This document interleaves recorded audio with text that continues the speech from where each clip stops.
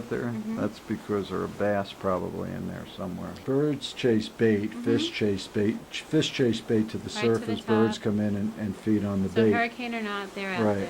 right. Now you see the kite surfer? Yeah, there you go. There's two of them. But this water's coming up pretty high right here for that north side. Sure. And when that gets down further, as you'll probably show later on, toward the jetties and things of that nature, it usually confronts some bulkhead down on Soundview Drive in Montauk, which then continues those types of erosion activities continue all the way up toward Louse Point, toward some of the structures that you'll show later on. Well, we really dodged this one, I must say. Yeah, we dodged. It was great preparation. Good practice. Emergency Operations Center under Bruce Bates did a great job. And you had a pet shelter set up. We had a You pet shelter that was the evacuation first. center. We had a shelter in Montauk. We also added a pet shelter. That's great. Because I bet you some people wouldn't leave their pets, so they'd stay in No, it's danger a big themselves. issue. Sure, and there was even controversy in setting up the shelter because we wanted to ensure that it was safe.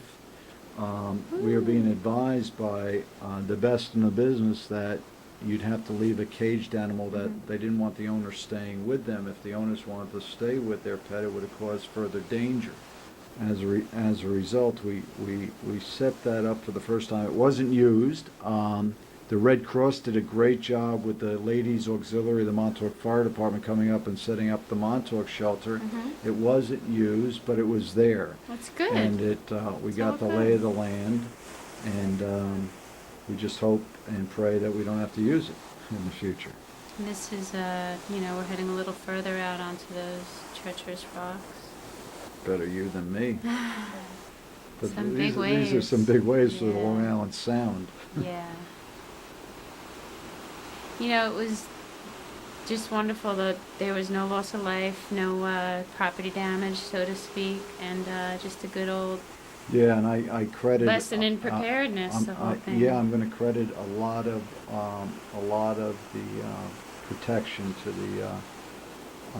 the lifeguards. I was going to say that the lifeguards were really on Montauk, top they of were it. chasing people They were. till dark that night They off the were. beaches, and I personally was involved Very in nicely, some of it. too. Yeah, They were. but people don't listen. They think they're immune from any surges or any radical wave action, and that's when accidents happen. So look at the size of that stuff Yeah. out there.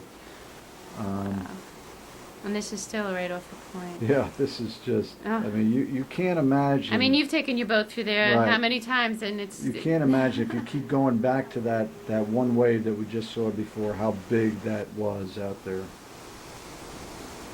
Good shots, Dad. Thanks, it was fun. See that wave outside, way out there? Wow. That's the wave Wow. that you got to look at. It's hard to describe the decision making that goes on in events like this, and the major.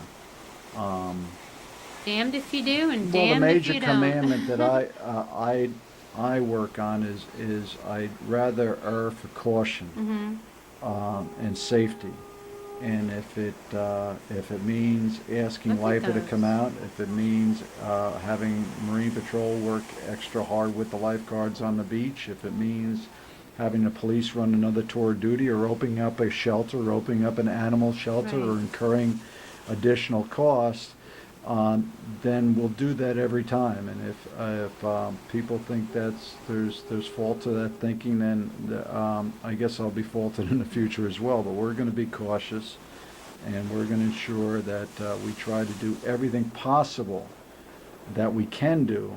There are no guarantees to ensure public safety. Especially where we live. I mean, we're not, we're an island with very low-lying areas, very delicate dunes, and, you just don't know when something's going to break through, and... Yeah, I mean, this is where, again, I may have mentioned before that around 2% of our beaches are guarded. That means 98% of our beaches and our area surrounding water on the north and south side has no one to guard you, Right. that you have to act responsibly, that you have an individual accountability when you go on those, that you're engaging in risky behavior if you're going to go out in storms like this, or even in riptides or whatever, that we'll do as much as we can. Next year we plan to fly on every major flagpole in the town of East Hampton, the surf condition flag, so that when you're driving by downtown East Hampton or Amagansett or Montauk, you can look up and see if a flag is green or yellow or red. Do you think on the unprotected beaches, people might think that that's the okay to go since there's a flag there? Well, no, it is always going to be swim at your own risk, but it'll resemble the flags on the protected beaches, and when they go red, Yeah, stay away. people should know that all the beaches are considered in that zone. Look at these shots you're taking. The old pillbox, that used to be a World War II pillbox that had a gun in it. I didn't know that. They fell down from further up on the, but look at the corrosion. This is what they call Turtle Cove. Look at those cliffs and the exposure of those cliffs.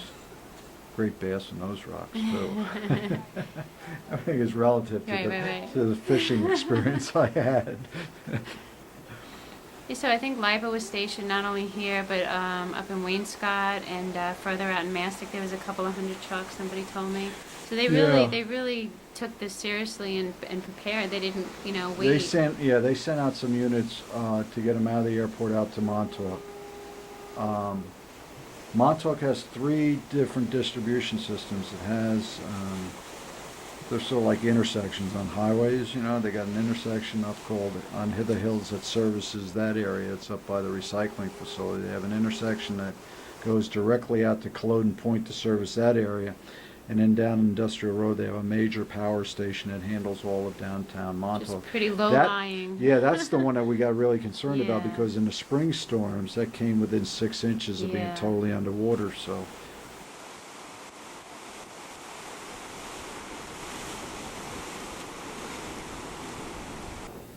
This is Gin Beach.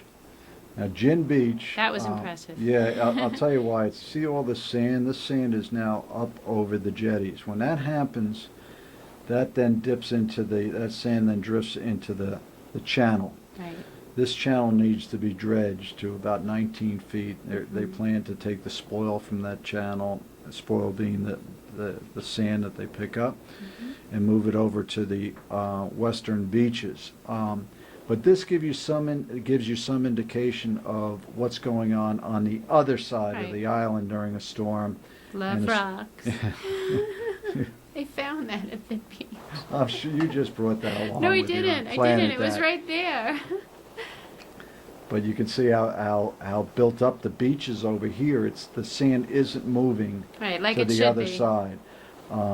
And that's why some people have some issues with the jetties, because they're so tight that there is no flow of material through them. You'll see all that light water that you see out there is a result of sand building up.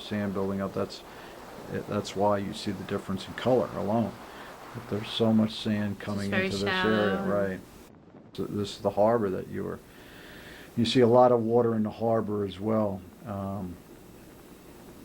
This has got to be looking at the other side. We talked about the bulkhead Right, I and the zoomed in. destruction that Yep. was going on. That's what you see going on the north side. So when the Army Corps comes out, they're not only talking about the south side, but they have to talk about the north side off of Soundview Avenue in Montauk. Now I'm back in East Hampton. This is Atlantic Beach. A little bit later And you in can the see, day. yeah, you can even see the storm not being as damaging. Perhaps Montauk was going to be the direct hit. Montauk had the most exposure, Right. and it may have been 30 miles away from this point here, or 22 miles, whatever it is. But it's still a little less as dangerous and as concerning as they were out there all day long chasing people away from the beaches, so that they didn't get caught up. It's the undertows. It's the water coming back into the ocean that you got to really worry about in those situations. Sure. And this is Girard Drive. Girard, and look what's going on the north side again. And All the way down in the Drive, springs. right. And people usually associate the sound with calm. And this is actually Gardner's Bay. Right, and so. this is pre-Labor Day. I could see this perhaps happening in December or Sure. January with a winter storm. But you see, I bet that house had beach in front of it once. A long time ago. And this is looking over from Girard over to Louse Point. Yeah, look at the amount of water that's in there. Mm-hmm. Oh, and this is your wrap-up, right? Yeah, I went back to the airport at dusk, as you can see. I went back later at night too. This is all the guys. You know, they spent the whole day. I don't know what they did, but you know, hopefully they were patient and hopefully they had a good time. What a great shot! What a great trip you took us through today. Yeah, it was I mean, fun. this is it's unique that you can capture a storm, and this is your goodbye, and thank you to LIPA, right? Yep. There was, I think I counted about 190 vehicles, not including whatever they towed behind. There was also about, what I saw, about 6 or 7, you know, giant busloads of guys that left before all the trucks left. And these guys came from all over the country.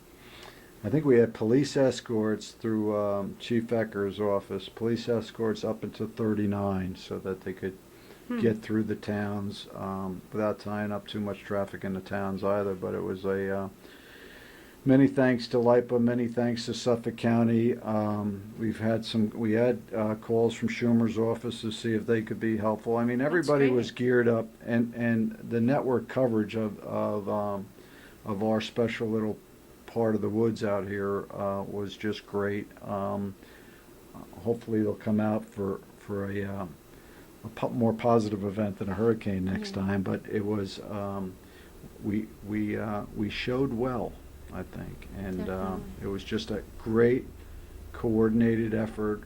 Whether it was LTV doing broadcasts of emergency prep, or whether it was WLNG, or whether it was as I said, Bruce Bates in the Emergency Operations Center, the Parks Department, the Highway Department. Yeah, I saw everyone. I saw Tony Littman out there. Like everywhere I went, I saw somebody. The seniors were all on special lists to be watched and to be gathered in case they needed help. John Rooney, the staff. I mean, we even got a payroll out early, so just in case. So. Thank you. Somebody did that. That was so cute. And thank you, Deb, for having me. This was great. Thank you very much for taking time out on such short notice. No, it was cool. Great job. Appreciate it. Great job. Thanks, Bill. Okay.